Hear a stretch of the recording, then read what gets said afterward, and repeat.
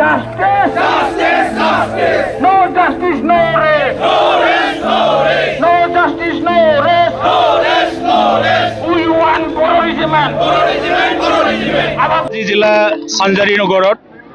ধেমাজি জিলাৰ সহযোগত সংযুক্ত বড়ো গণমঞ্চ কেন্দ্ৰীয় সমিতি ইউনাইটেড বড়ো পিপলছ অৰ্গেনাইজেশ্যনৰ এটা গণ উৎসৱৰ এটা কাৰ্যসূচী লোৱা হৈছে যেহেতু দীঘলীয়া এটা আন্দোলনৰ ফলশ্ৰুতিত তিনিখনকৈ চুক্তি হ'ল তৃতীয় বড়ো শান্তি চুক্তিৰ আধাৰত যেহেতু 2020 চনৰ 27 জানুৱাৰী তাৰিখে এটা চুক্তি হৈছিলে এই চুক্তিৰ যেহেতু আমিও অন্যতম এটা স্বাক্ষৰকাৰী সংগঠন নিখিল বড়ো ছাত্ৰ সন্থা আৰু এনডিবি চাৰিটা গোটৰ লগত এই চুক্তিৰ আধাৰত আমি বিটিচিৰ বাহিৰত যেটো বড়োসকলৰ আৰ্থ সামাজিক শৈক্ষিক বা আমাৰ সামাজিক তথা যি আমাৰ আত্মপৰিচয়ৰ কাৰণে আমাৰ ভৱিষ্যত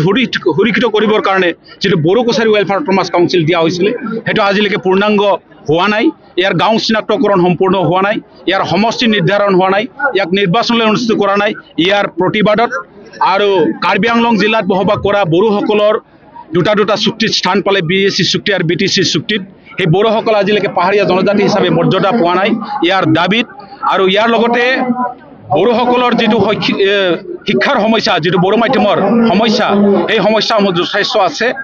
6.3 মতে এতিয়ালৈকে আমাৰ বিশেষ ৰেহাই দি হলেও যি বিদ্যালয়সমূহ প্ৰাধিকৰণ কৰিব লাগিছিলে হেতু আজিলৈকে কৰা নাই আৰু ইয়াৰ বাদেও যেটো বিটিচিৰ পৰা ইয়াত যথেষ্ট সংখ্যক শিক্ষক আহে বড়ো মাধ্যমৰ তেওঁলোকে পুনৰ গুচি যায় তাৰ পিছত আমাৰ শিক্ষক কমে ইয়াৰ কাৰণে আমাৰ ইয়াতে বিকেডব্লিউচি এৰিয়াতে যেটো টেট পাছ হৈ থকা যিমান নেকি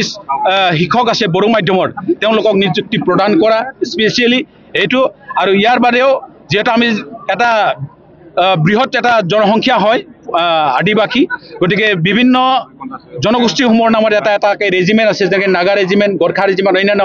আমাৰ মাজতো বড়োসকলৰ নামত এটা বড়ো ৰেজিমেণ্ট গঠন কৰি দিয়াৰ দাবীত আমি এই কাৰ্যসূচী লৈছোঁ যেটা আমি চুক্তি কৰিলো সেই চুক্তিৰ আধাৰত যেহেতু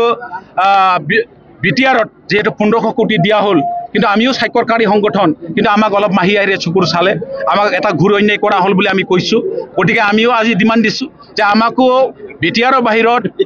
বসবাস কৰা বড়োসকলৰ সৰ্বাংগীন উন্নয়নৰ কাৰণে আমাকো এটা স্পেচিয়েল পেকেজ লাগে আৰু বড়ো কছাৰী ৱেলফেয়াৰ অট'নমাছ কাউন্সিলৰ পুঁজি যেহেতু সীমিত আৰু হেতু আজিৰ তাৰিখত মই ক'ব লাগিব যে অসমৰ ভিতৰত সৰ্ববৃহৎ এটা Bodo Kachari welfare autonomous council ই ধুবুৰীৰ পৰা আৰম্ভ কৰি পেলাই হৰিয়ালৈকে সিঁচৰিত হৈ আছে আৰু বৰাক ভেলীত থকা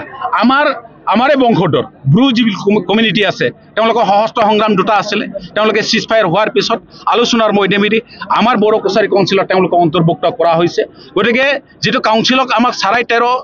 13.5 কোটি টকা দিয়া হৈছে এই 13.5 কোটি দি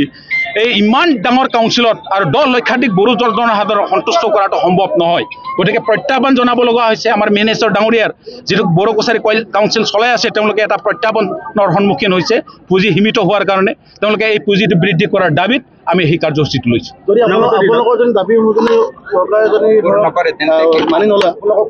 ভৱিষ্যতে কি পদক্ষেপ গ্ৰহণ কৰিব মই আজি ভাষণ প্ৰকটে কৈছোঁ যে যেহেতু চৰকাৰে এই দাবী মানি নলয় দাবী মানি নোলোৱালৈকে এই আমাৰ যেটো সংগ্ৰাম আজিৰ পৰা অব্যাহত থাকিব এই অকল ইয়াতে সীমিত নহয় আমি অসমৰ বিভিন্ন জিলাত আমি এই কাৰ্যসূচী ল'ম আৰু